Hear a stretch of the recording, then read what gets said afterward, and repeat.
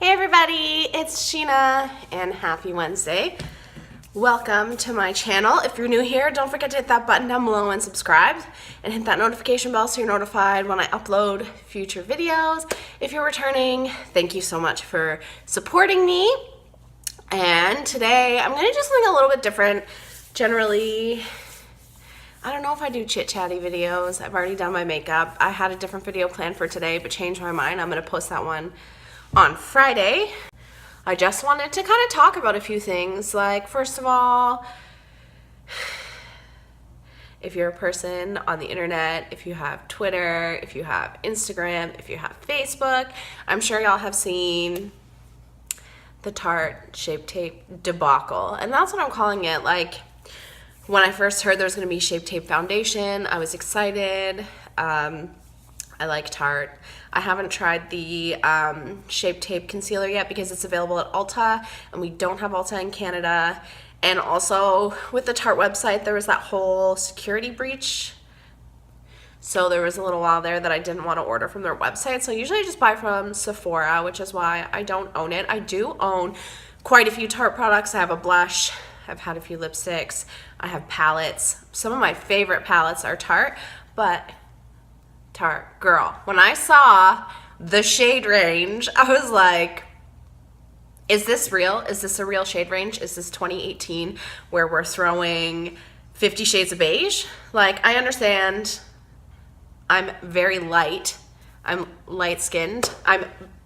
And maybe there's a shade in there for me, but that doesn't mean I can't be upset that they just kind of threw like one or two dark shades in. It was just like, hey, we're gonna expand the beginning of the line and have all of these light shades, light sand, light medium, all of those other shades, and then they're gonna do 3 darker shades, and only one, like mahogany, was the darkest shade, which is just kind of bullshit if you ask me. It's just kind of throwing an entire group of people under the bus, like, hey, we're not here for y'all, we didn't make anything for you, that's too bad. And yes, now they are throwing in 10 more shades, but I feel like if you're gonna launch it correctly. Don't throw out these 15 bunk-ass shades and then be like, okay, now we're gonna add 10 additional shades and we're gonna work harder on it. If you wanna see reviews on the foundation, I'm not buying it, honestly. No. When darker shades are an afterthought, like, I don't feel good spending my coin on something like that. But I will link down below to Alissa Ashley and Jackie Aina. Both did videos on the shade range, and I just watched those this morning. Highly anticipated ever since I saw those swatches come up, and they swatched all of them on like a very fair arm, which is not how you do swatches as well. So Tarte, come on, I can't. It is 2018, dark-skinned people exist, there should be darker foundations. Fenty came out with 40 right off the hop. There was no afterthought. Miss Robin Rihanna Fenty came for black people and people with dark skin. So that is something that I can respect. There are lots of other brands with like more comprehensive shade ranges that do support. It's lazy. Honestly, it's just lazy. Yes, we know the lighter shades are easier to produce than the darker shades. Take that extra time to show that you care. You want our coins, you want our money, but you don't want to put forth the effort. I mean, it's just sad. It's sad. In 2018, I feel like do better. Just do better. And I think a lot of people would agree with me. And I know a lot of people who aren't dark skinned are also speaking out, like myself. Just because I could possibly find a shade in the range doesn't mean that I should support it. Oh, well, you can find your shade. Oh, so use your buying power. Use your buying power as a consumer to tell brands that this is not on, that this is not okay, especially in 2018. I thought we were past this. I really did. I really did. And honestly, like, looking at those shades, I didn't even really see a color that I would pick. Even with them, like, they had, first the swatches, I didn't see a shade that I could really use. And then in the pictures, maybe I would have to try. But that's another thing too, is that living in Canada, there's nowhere that I can go swatch this Shape Tape foundation. It's $39 US, so it's gonna be like 48 Canadian for me to buy this foundation, possibly more. It's just not worth my time. It's not worth your time. Support brands, Black-owned businesses as well. There's Bobbi Brown, there's Fenty, there's NARS, there's Lancome. I know Lancome, I know some of these brands aren't cruelty-free, but is it really worth being like, oh, only sticking with a cruelty-free brand if they don't care about people? That's kind of where I'm at. Generally, I try to stick with cruelty-free brands, but if you don't care about people, then no, it's just not, it's not on. Another thing that I wanted to talk about was a lot of YouTubers got an email letting them know that their channels will no longer be monetized. And I don't know if this is in the wake of Logan Paul, but Logan Paul was like a big channel, and who suffers the most is smaller channels. So I had just hit the 10,000 views last week. So I did a little happy dance. I'm like, I can't believe I got 10,000 views, and my channel went into review. And then that news broke yesterday. So what happens is like, obviously monetization on smaller channels, I wouldn't have been making a lot of money, but it was just kind of like a milestone. So now I have a new milestone to hit. It's 4,000 hours in the last 12 months. That's 240,000 minutes plus 1,000 subs. I am nowhere near 1,000 subs, and I'm fine with that. I appreciate my loyal subscribers, and I have gained 300 plus subscribers in the past year, which I think is great. I'm not gonna stop making YouTube videos, honestly. I started making YouTube videos because I like to make them. I fell in love with makeup again. Now, when I was a child, my mom went to like esthetician school back in the 80s, and she had this huge tackle box full of makeup, and the palettes actually looked like painter's palettes, and they had like 4 blushes and then all of these eyeshadows, and of course 80s colors. So I would use the bright red blush, like cherry red. I would use that as eyeshadow. I was very adventurous with my makeup. And then it just kind of ended, like after I had my first child, I just kind of went into like only eyeliner and red lipstick, and because I never really had time. And then after my second kid, I think I stopped wearing makeup altogether until he was about 2 or 3. It's kind of when I started getting back into makeup, back into my love of makeup, because that's something that I've always liked. I mean, I did do the ridiculous things when I was a teen, and like the teardrops with the eyeliner. I'm pretty sure my mom made me go upstairs and take it off. She was like, you're not leaving the house like that. But the thick black eyeliner, my scene phase, all of that.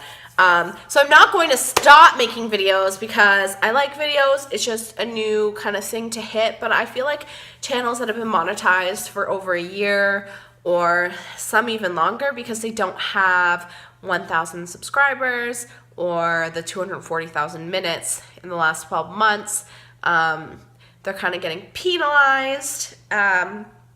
Obviously, this isn't a source of income at all for me. And even smaller channels, like, it's not a main source of income, but at the same time, it's like we are making original content. We are spending our time creating, editing, uploading, all of that sort of stuff. And now YouTube's just kind of like, if you're not a big YouTuber, then we don't care. And that really is kind of how it feels, kind of like they don't care about like the little guy. And I know that growth takes time, but I just kind of think the way they went about it was just, I don't know, it's not on. I just feel like that's kind of really high, especially for people who are already monetized. They just kind of lose it by February 20th. And I feel like this is going to discourage a lot of people. So if you're watching this and you're feeling discouraged, don't feel discouraged. Don't put all of your eggs into one basket. As one of the girls in one of the groups that I am in was saying, I'm a part of IPSIOS. Don't put your eggs in one basket. Make sure you're building your Instagram, your Twitter. I'm terrible at Twitter. Like, how do you get Twitter followers? I honestly do not know. Like, I try, but I'm bad at Twitter. I'm really active on Instagram. I generally post once or twice a day, sometimes 3 times a day. I try to keep up with my stories on there, and I've had some brands reach out to me recently, which is pretty cool. And obviously this is not my full-time job. But at the same time, I mean, it would be nice if it could be, because I love beauty. I'm really into filming things for y'all to watch. I like when people watch my videos, and I don't know. I'm just trying to figure out what... It's so weird, some of the videos that get the most views, and sometimes I'll make one in a similar format and it doesn't receive the amount of views. Like my cold sore video, that one is over 1,000 views right now. The Body Shop tea tree oil mask got a lot of views. One of my first videos that kind of got a few hundred views like right off the hop was my Generation Beauty last year. As you know, there's no Gen Beauty in Toronto this year, so I won't be attending any of those. The closest Gen Beauty to me would be New York City, and honestly, I don't have a passport, and it's not really in my finances to travel there this year, so I'm shooting for maybe next year to go to New York City if I can kind of swing that kind of thing. As you know, I did have surgery back in May, and I am trying to get back in the job force right now. So maybe next year when I'm more established in a job, I can kind of attend those things. But it just kind of sucks. I'm sad in the fact that I got really excited. I hit that 10K views in under a year, which I thought was pretty decent. And then they're just kind of like, haha, just kidding. No. So I'm going to try and be more consistent. I know there was a time there in December and the beginning of January. So yeah, I'm going to try and be more consistent. I really appreciate everyone who is subscribed to me. If you like my videos, thank you so much. Soon, I'm looking into getting a new backdrop, because this is... And I do have a ring light, but I don't have a stand yet, so that's another thing is at the end of this week, I'm ordering a stand. I'm going to get a backdrop. I'm going to work on my production and hopefully get better. Yeah, it just kind of sucks. And I feel like this is in the wake of Logan Paul, and if you're watching this, then you found me somehow. And if you don't know what's going on, Logan Paul went to Japan and was extremely disrespectful. First of all, he went to Aokigahara. That might be the wrong thing. It's something similar like that. The suicide forest, found a dead body, was laughing, videotaping, edited, upload, put a dead man's body in the thumbnail, and thought that was okay. You really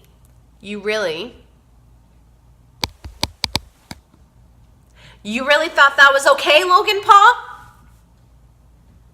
That's not okay. That's not cute. That's not funny. How do you laugh when you find a dead body? I would be crying. How do you sit your ass down, have your editor go through that, discuss it, upload, and be like, yeah, this is okay? And I feel like there's a lot of people who have better production than me as well, who are being penalized, and it's unfair.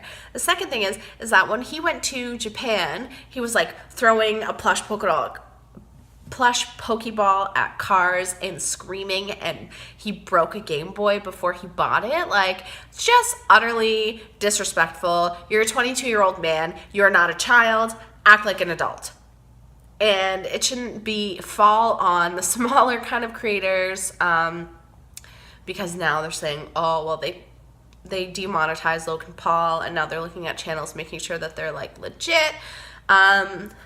Everything on my channel is new content. Everything on my channel is stuff that I put my heart into. So it's just kind of I knew I wasn't going to make much money, but it was just hitting that was my goal. Now I have a new goal. I have to work harder. I have to work smarter. I'm not getting discouraged. I'm pretty sure my cats would miss if I stopped making YouTube videos, because then they wouldn't be able to be acting a fool in the background or pestering me the entire time. So I just kind of wanted to come on here and have a short little rant with a few things that I'm just kind of have feelings about. You know what I mean? It's just with Tarte, that ridiculousness with that. You shouldn't even have released it. With YouTube, it's just like, okay, we don't care about small creators. Like, it's, you want this strong community and you're showing that it's really only about money, which I guess, like, as a company, yeah, it needs to be about money, but that was never what YouTube was about way back when. In 2003, 2004, I did have a YouTube channel. Those videos don't exist anymore, but it's basically just like me rambling. That was back in the age of, is it a good idea to microwave this? Did you watch that? Because that was one of my things, and when Jenna Marbles first started out, I watched her. Will it blend? All of those things. That's what it started. It started more as a community, and now it's just a cash cow. So that is my feelings on the matter. I'm going to stop ranting. If you like this video, give it a thumbs up. Or you can thumbs it down, because I'm sure there's going to be people that disagree with me, which is fine. We don't have to agree on everything. That's fine by me. Don't forget to hit that button down below and subscribe if you did like this video. Hit the notification bell so you're notified when I upload future videos. You can follow me on Twitter, Tumblr, Instagram, Facebook, and Snapchat. I'll put all of that info in the box down below. Thank you so much for watching me kind of ramble on here, and I will see y'all Friday. Bye.